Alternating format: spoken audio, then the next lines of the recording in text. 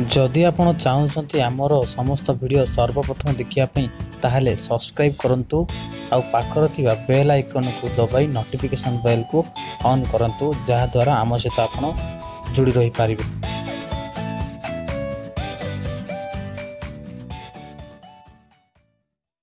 सुंदर चेहरा समस्त को आकर्षित करिथाए किंतु एहार रंगरी सामान्य परिवर्तन हेले स्वास्थ्यर अवस्था किभली अछि ताहा सूचित करिथाए। तेणु एहार जत्न नेबा जरूरी अटे। कुहा जाए जे मन खुशी थिले त्वचार तार झलक देखिबाकू मिले।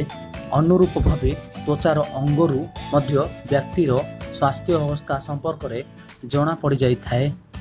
जदि त्वचा सतेज एवं गोलापी रंग होइथाए ताहेले व्यक्ति जनक सुस्थ अछंती बोली जना पड़े एवं निजर संपूर्ण जत्न नेउथिला बोली जना पड़ी थाए।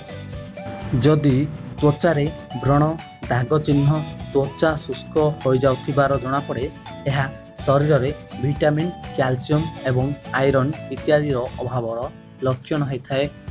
तेणु तुरंत परीक्षा कराई नेबा सहित डाक्तरंग सह परामर्श नेबा उचित।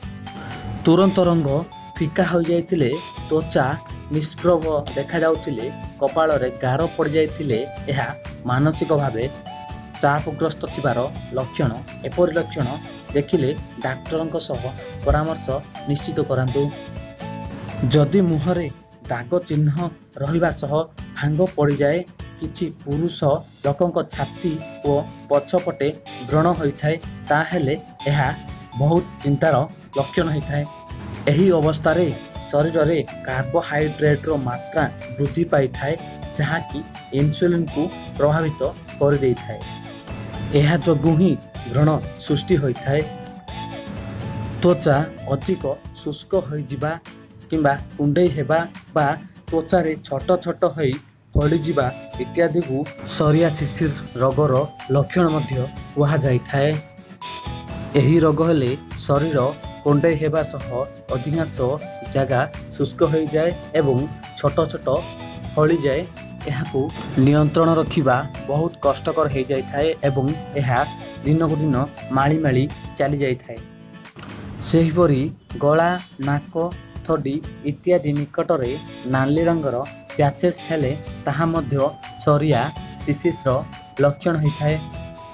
त्वचा रे अधिक भांग पड़िले यह विटामिन अभावर लक्षण होई पारे। सेहिपरि मुह पेट समस्या और ओठ अंत समस्या विषय वर्णना करिथाए और सुखिला रहुतिले जलाभावर सामना करुथिबार जना पड़िथाए। सेहिपरि ओठर पाख अंश फाटिबा शरीर रे लोहाभाव परि इशारा कर देइथाए। एहिपरि भावे रोगर लक्षण मान देखा देई थाए आपणकर चेहरा रे। तो जदि टिप्स टी आपनको भलो लागिला ताहाले लाइक करंतु, शेयर करंतु एवं डेफिनेटली सब्सक्राइब करी पाखर थिबा बेल आइकन को दबाई दियंतु। तो सेति पई रहउची देखाबो पुनी नेक्स्ट एपिसोड रे। तो विदाय दउची। नमस्कार, जय हिंद, वंदे उत्कल जननी।